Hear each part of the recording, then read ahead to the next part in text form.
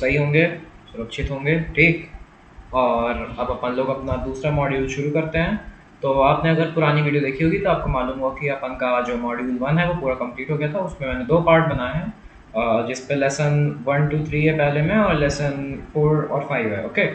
और अब मैं ये सब चीज़ें सीखी थी कि नेटवर्किंग क्या होती है, इसका क्या इंपॉर्टेंस है, उसमें फिर लैन, वैन और क्या क्या टाइप्स होते हैं for the internet communication, okay. और कौन कौन से वेरियस टाइप्स ऑफ कम्युनिकेशन होते हैं, ओके, बिटवीन द डिवाइसेस। और अब हमारा जो मॉड्यूल नंबर 2 है जो शुरू हुआ है आज से, उसका नाम है open systems interconnection which is known as OSI model, okay. तो सबसे पहली चीज़ इसमें लेसन नंबर 1 कि OSI मॉडल है क्या। आपने हो सकता है कि कहीं ना कहीं सुना होगा OSI मॉडल के बारे में, ठीक। तो इसकी सिंपल और इजी डेफिनेशन है, तो पहले इसको जूम कर देता हूँ, ठीक। तो इसकी सिंपल और इजी डेफिनेशन ये है कि जो OSI मॉडल है, जिसको अपन लोग बोलते हैं ओपन सिस्टम इंटरकनेक्शन, ओके। मतलब कि जितने सिस्टम्स ओपन बेस्ड नेटवर्किंग पे काम करते हैं उनका एक इंटरकनेक्शन, जो इंटरकनेक्शन बोलें तो ऐसा कनेक्शन जिसमें सारे इंटरकनेक्ट हों। इंटरकनेक्ट मतलब कि आपस से कनेक्ट हों, ठीक। तो OSI एक ऐसा मॉडल है, ठीक, ऐसा टाइप का नेटवर्क कह लो जिसमें बहुत सारे सिस्टम आपस में कनेक्ट होते हैं, ठीक। ये एक रेफरेंस मॉडल है, ओके। मतलब कोई ऐसे टाइप का विजुअल दिखता नहीं है OSI मॉडल, ओके, कि पैकेट्स हैं, इंटरनेट है, डेटा जा रहा है, ऐसा कुछ नहीं है। रेफरेंस के लिए, ओके, समझने के लिए आउटलाइन बेसिस पे कि डिफरेंट नेटवर्क प्रोटोकॉल्स और जितना डेटा होता है वो ट्रांसफ़र कैसे होता है, ट्रांसमिट कैसे होता है, ओके, और इंटरेक्ट कैसे करते हैं डिवाइस ओवर नेटवर्क, ओके। यही सब चीज़ें हमको इसमें सीखनी है। इसके कुल मेन जो 7 लेयर्स हैं उनके बारे में हम समझेंगे कि वो कैसे अपने डिफरेंट एस्पेक्ट्स को ट्रांसमिशन में हैंडल करते हैं, ठीक। तो OSI मॉडल की सबसे मेन चीज़ कि इसको डेवलप किसने किया था। तो OSI को ISO ने डेवलप किया था, जिसका फुल फॉर्म है इंटरनेशनल ऑर्गेनाइजेशन ऑफ स्टैंडर्डाइजेशन। तो इनका क्या काम है कि ये एक ऑर्गेनाइजेशन है जो चीज़ों को स्टैंडर्ड बनाती है।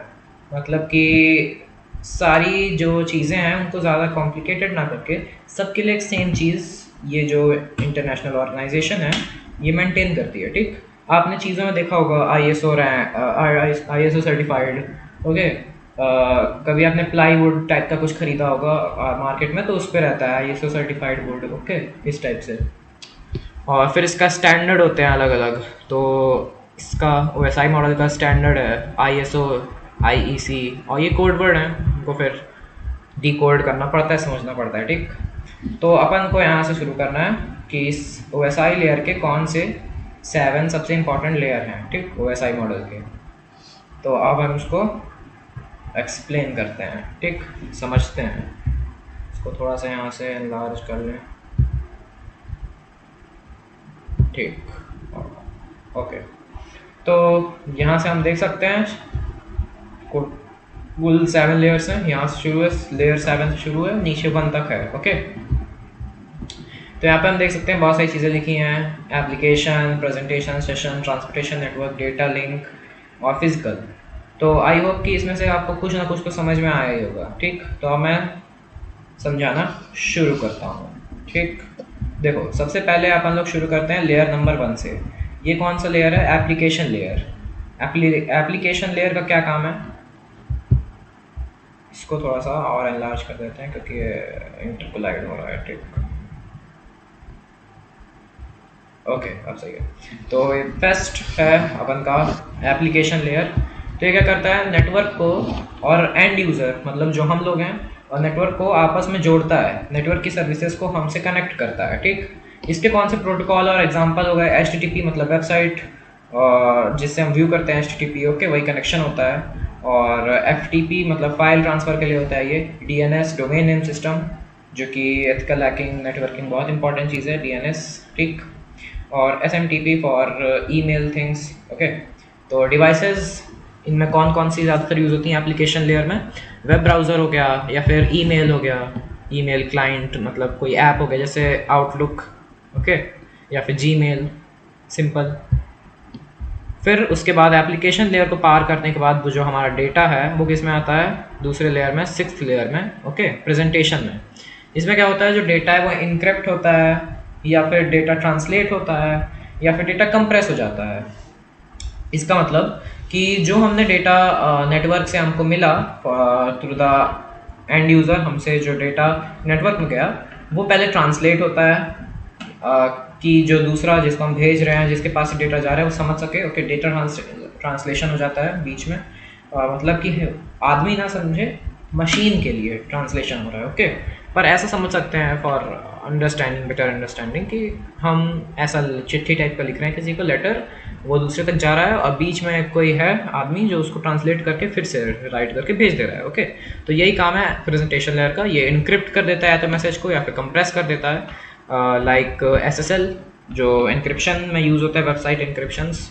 और JPEG ये इमेज के लिए यूज़ होता है, कंप्रेस कर देता है इमेजेस को, ठीक, फाइल साइज़ कम हो जाता है।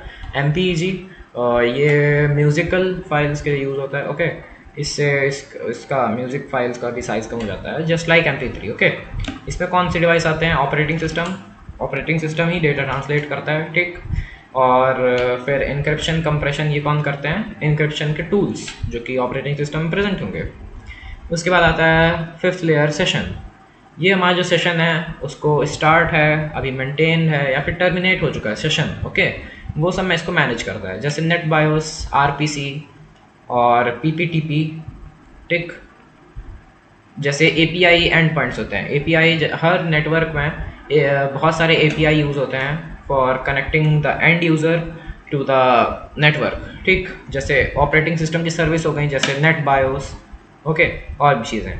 फिर ट्रांसपोर्टेशन आता है 4th लेयर। ये क्या करता है? कम्युनिकेशन को एंड टू एंड बनाता है। जैसे आपने सुना होगा व्हाट्सएप में लिखा रहता है and to end encryption. Okay, just like that वो क्या मेंटेन करता है कि आपका जो 4th लेयर है ट्रांसपोर्टेशन का वो एकदम सिक्योर हो, ठीक। तो इसमें क्या होता है कि जो एंड टू एंड कनेक्शन होता है, रिलायबिलिटी होती है, ये मेंटेन करता है ये लेयर। इस पे चीज़ें यूज़ होती है इंक्रिप्शन, TCP और UDP, ओके, जिसको हम आगे अभी कवर करेंगे, ठीक। तो TCP UDP में क्या होता है? फायरवॉल यूज़ होते हैं, लोड बैलेंसर्स होते हैं। लोड बैलेंसर पे मैंने वीडियो बनाई है। ओके, लोड बैलेंसर टूल था, LBD नाम था उसका। और फायरवॉल के लिए टूल था, फायरवॉक था, वैफऑफ था, ओके, और भी थे। फिर 3rd अपन का क्या था? लेयर आ जाता है नेटवर्क, ठीक। नेटवर्किंग लेयर अब आता है ट्रांसपोर्टेशन के बाद। इसमें क्या होता है? लॉजिकल एड्रेसिंग और राउटिंग होती है, मतलब कि जो IP एड्रेस है और इन 1 2 3 4 4 1 2 3 4 हाँ, इन 4 लेयर से जो भी डेटा आया वो क्या होता है कि नेटवर्क जो है वो दूसरी जगह उसको रोड टाइप का समझ लो, रोड होती है, बहुत सारी रोड हैं। ये बीच में जो अपना नेटवर्क है वो एक ट्रैफिक पुलिस हो गया, ये बाइक को इस लेन में जाने दे रहा है और कार्स को इस लेन में, समझ गए?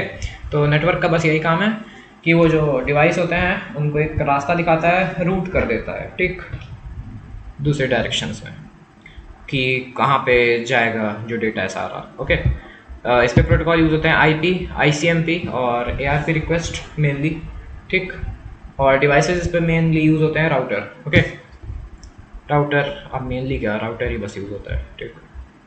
फिर उसके बाद आता है राउटर से ट्रांसमिट होने के बाद डेटा लिंक। और डेटा लिंक में क्या होता है? यहाँ पे जो एरर डिटेक्शन है ये सब होता है। मैक एड्रेस जो होता है वो सब एड्रेस होते हैं। एग्जांपल हो गया इथरनेट, PDP, WLAN हो गया, ओके, वर्चुअल लैन। और इस पे कौन सा यूज़ होता है? या तो स्विच यूज़ होता है या फिर ब्रिज। स्विच का मैंने बताया था, वो वायर्ड नेटवर्क्स को कनेक्ट करने का काम करता है। अगर आपने वीडियो नहीं देखी है तो देख लीजिएगा, बहुत इंपॉर्टेंट वीडियो है, ठीक। ओके, फिर उसके बाद हमारा दूसरा लेयर आता है फिजिकल लेयर। इसमें क्या होता है कि जो स्विच से चीज़ें डेटा ट्रांसमिट हुई वो अब आती है फिजिकल लेयर में, जिस पे रॉ बिट्स 0 और 1 ये सब ट्रांसमिशन होता है। इनका किससे होता है? या तो इथरनेट केबल से होगा, वाईफाई से होगा, या फिर USB से हो सकता है, ठीक। इसका कौन काम करता है? हब या फिर केबल। हब मतलब कि वाईफाई राउटर हो गया आपका, ओके, और केबल हो गई इथरनेट केबल। आई होप कि आपको इतना समझ में आया होगा कैसे वर्क करता है। एप्लीकेशन से सारी चीज़ें कैसे एक एक लेयर में सब ट्रांसमिट होती हैं। अब हम जानेंगे कि ये क्यों हुआ, ये क्यों शुरू हुआ, ओके।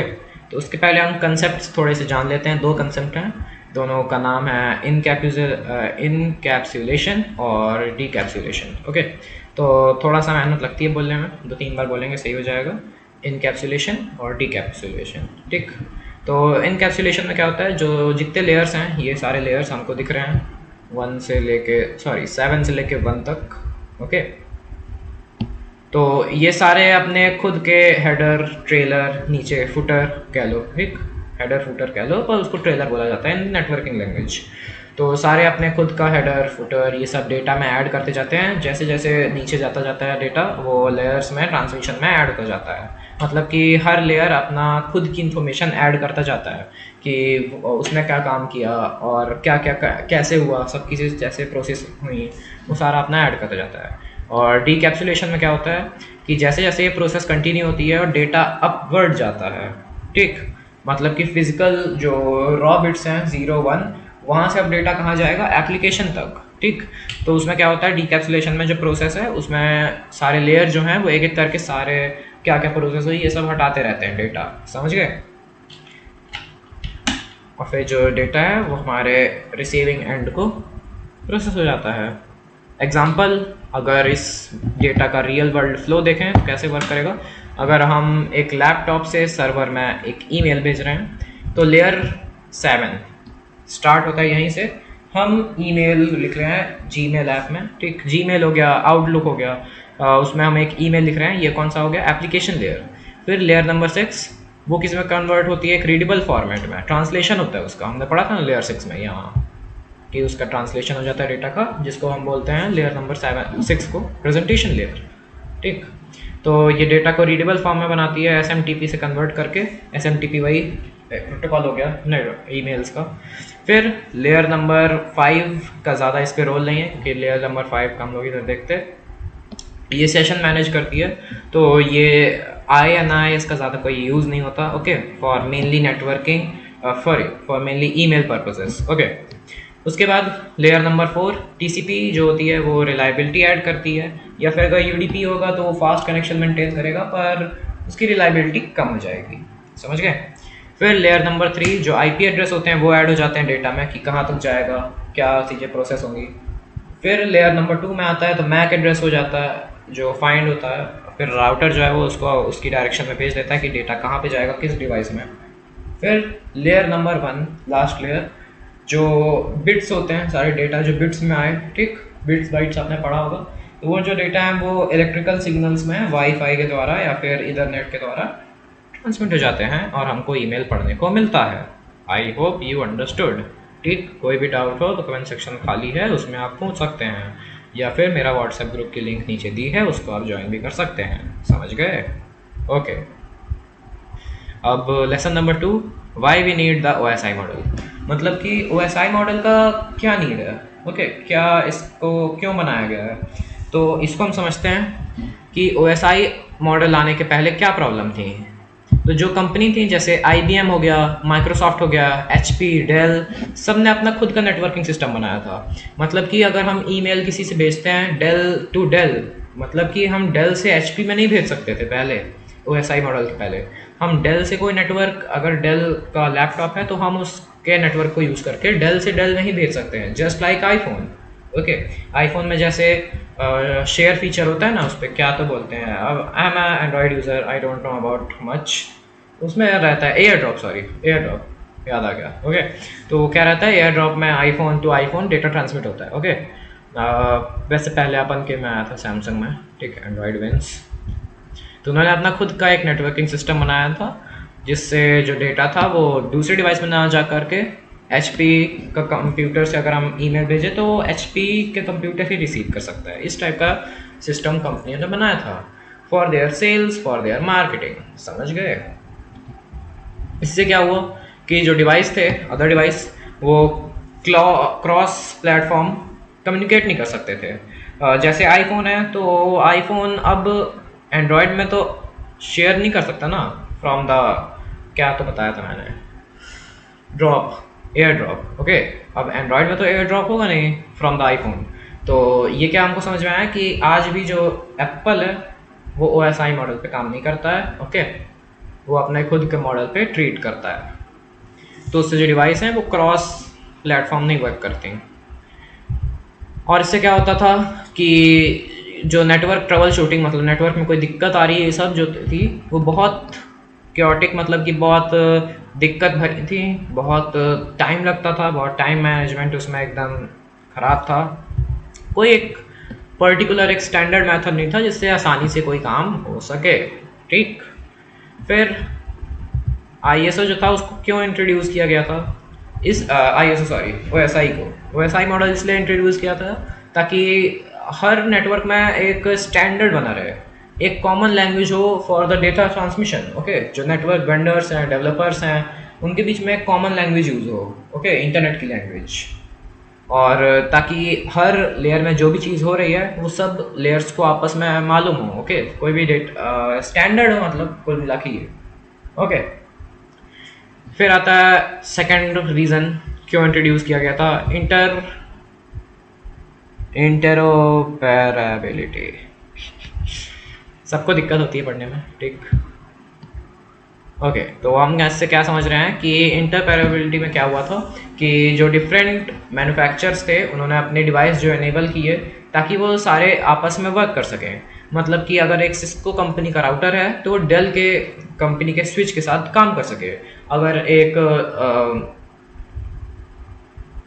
इन्फिनिक्स का लैपटॉप है तो वो एक ओप्पो के फ़ोन के साथ पेयर हो सके, इसलिए इंटरपोर्टेबिलिटी आई थी और इसी की वजह से OSI लॉन्च हुआ। फिर मॉड्यूलरिटी, इसमें क्या हुआ कि हर लेयर का एक स्पेसिफिक फंक्शन था जिसको अपडेट भी किया जा सकता था। इससे अच्छी चीज़ क्या हुई कि जो डेटा था उसका बफर टाइम्स या फिर स्पीड कह लो वो बहुत अच्छी हो गई। ठीक, बफर टाइम अच्छा नहीं हुआ, बफर टाइम कम करना था जिसकी वजह से स्पीड अच्छी हो गई। ओके, क्योंकि मॉडुलर हो गया, हर लेयर अपना खुद का काम कर रहा है, एक ही लेयर को सारी काम करने की ज़रूरत नहीं है। और इससे क्या हुआ, ट्रबल शूटिंग हो गई, ट्रबल शूट जो है वो ईजियर हो गया। मतलब कि अगर कोई लेयर ख़राब है बीच में, उसमें किसी में दिक्कत हो रही है, जैसे DNS नहीं रिजॉल्व हो रहा है, तो हम क्या समझ में आया कि इधर अगर है कि DNS नहीं काम कर रहा तो सीधा सीधा कॉमन सेंस लगाएंगे कि जैसे लेयर नंबर 7 है, लेयर नंबर 7 में कोई दिक्कत होगी जिसकी वजह से DNS नहीं काम कर रहा। ऐसे अगर हमारा IP एड्रेस नहीं कैच कर रहा है इसका मतलब कि नेटवर्किंग प्रॉब्लम है, मतलब कि लेयर नंबर 3 में दिक्कत है। अगर ट्रांसमिशन नहीं हो रहा है थ्रू द मीडियम, इसका मतलब कि data transmission number 1, layer number 1 में दिक्कत है। समझ गए? इसलिए OSI को लॉन्च किया गया ताकि ज़्यादा दिक्कत ना हो। सिंपल, ठीक। और बाकी ये सब है, इसको खुद से पढ़ लीजिएगा। ठीक, डेवलपमेंट ऑफ प्रोटोकॉल, ये क्यों डेवलप किया गया ताकि सारे जो प्रोटोकॉल हैं वो 1 बाय 1 लेयर हों, ताकि कोई दिक्कत ना हो, जो हमने पहले समझ लिया। स्केलेबिलिटी, ताकि जितने ज़्यादा नेटवर्क एवॉल्व हो, ग्रो हो, जितने ज़्यादा सर्विसेज ऐड हो, जितने भी ज़्यादा डिवाइस हों, उन पर कोई दिक्कत ना हो। ओके, ईजी हो, सारे आपस में कनेक्ट हो सकें। फिर advance technical terms and concept, तो ये हैं कुछ इम्पॉर्टेंट चीज़ें जो हमको याद करनी चाहिए, इम्पॉर्टेंट हैं। ओके, एडवांस टाइप की हैं तो ज़रूरी है। ठीक, तो पीयर लेयर कनेक्शन, ये क्या होता, सॉरी कनेक्शन नहीं, कम्युनिकेशन। कनेक्शन कम्युनिकेशन वैसे सेम ही है। तो इसका एक्सप्लेनेशन क्या हो गया कि जितने लेयर है वो सब आपने से कम्युनिकेट कर पाते हैं on the other system. Okay, मतलब कि जो पीयर टू पीयर कनेक्शन होता है उसमें क्या होता है कि एक डिवाइस जो है वो दूसरे डिवाइस से आसानी से लेयर बाय लेयर कम्युनिकेट कर सकता है, हर एक लेयर से कम्युनिकेट कर सकता है वो। पोर्ट नंबर हमने पढ़ा था, पोर्ट नंबर इसके पहले वाली वीडियो में क्या होता है। पोर्ट नंबर 80 है मतलब HTTP है, पोर्ट नंबर 53 है मतलब DNS है। ठीक, इस टाइप से चीज़ें हैं। सेगमेंटेशन, जो डेटा होता है वो स्मॉलर पीसेज में बढ़ जाता है, जैसे लेयर 4 में हमने पढ़ा था ट्रांसपोर्टेशन में, इसको क्या बोलते हैं, पैकेट्स। ओके, किसमें टूटता है ये, स्मॉल पीसेस में, पैकेट्स में डेटा टूटता है। फिर फ्रेम, पैकेट्स जो हमने अभी वही पढ़ा, सेगमेंटेशन में packets, bit stream, OSI versus TCP/IP। Okay, multiplexing, ये सब आप चीज़ें खुद से पढ़ सकते हैं, नोट्स की लिंक भी दी है क्योंकि ये ज़्यादा इंपॉर्टेंट नहीं है। ओके, बस दे दी गई हैं, एडवांस है इसलिए मैं बता रहा हूँ, तो इसको आप चाहें तो खुद पढ़ सकते हैं। ओके, फिर OSI मॉडल है एक और एक है TCP/IP मॉडल, इन दोनों में कंपैरिजन। ओके, तो देखो OSI मॉडल जो है वो एक इंटरनेशनल कंपनी है, ऑर्गेनाइजेशन है, ISO, उसने डेवलप किया। TCP/IP जो मॉडल है वो US के DoD कोई संस्था कह लो, ओके, ऑर्गेनाइजेशन है ये भी, उसने डेवलप किया। OSI मॉडल में 7 लेयर्स होते हैं, TCP/IP मॉडल में 4 लेयर्स होते हैं। OSI मॉडल्स में जो लेयर होते हैं वो होते हैं application, presentation, transportation, internet, network, और फिर डेटा ट्रांसमिशन, ट्रांसलेशन, और बहुत सारे होते हैं, 7 होते हैं टोटल, ठीक। और दूसरी तरफ देखें TCP/IP में, तो इस पे 4 ही लेयर होते हैं, जो कि होते हैं application, transportation, internet, network, access. मतलब कि एप्लीकेशन जो Gmail से हम ईमेल सेंड किए, ओके, तो वो ट्रांसपोर्ट हुआ, डायरेक्ट चेंज हुआ डेटा, और इंटरनेट में एक्सेस हुआ उसका, फिर जो नेटवर्क है वो यहाँ तक आ चुका, बस। और ISO OSI मॉडल का कॉमन यूज़ किस में हुआ कि समझने के लिए, कंसेप्ट्स जानने के लिए, एजुकेशनल पर्पस के लिए। और TCP/IP का क्या यूज़ हुआ कि ये रियल वर्ल्ड इम्प्लीमेंटेशन हुआ, मतलब कि हम OSI मॉडल नहीं, TCP/IP मॉडल यूज़ करते हैं, ये सबको मालूम है, ओके। आपको भी मालूम होगा कि IP एड्रेस पे ही हम ज़्यादातर काम करते हैं, उस OSI मॉडल पे कोई काम नहीं करता, ओके। तो TCP/IP मॉडल यूज़ होता है क्योंकि ये ईजी है कंपेयर टू OSI मॉडल, पर सिक्योर ज़्यादा कौन है? OSI model, okay. यहाँ पे एग्जांपल देख सकते हैं, TCP, UDP और IP मॉडल में ही आता है TCP connection, IP connection, HTTP, FTP, DNS, और यही सेम चीज़ OSI मॉडल में भी कंसेप्चुअल मॉडल पे आती हैं, ठीक। और एक fun fact, despite being a foundational concept in networking, no network uses the full OSI model directly. It mainly used for educational purpose, protocol development and troubleshooting. इससे हम क्या समझे कि फन फैक्ट ये है कि इसको बनाया तो गया है for foundational concept, okay, in networking के लिए, कि बहुत इंपॉर्टेंट है, पर कोई नेटवर्क फुली तरीके से OSI मॉडल नहीं यूज़ करता डायरेक्टली, ओके।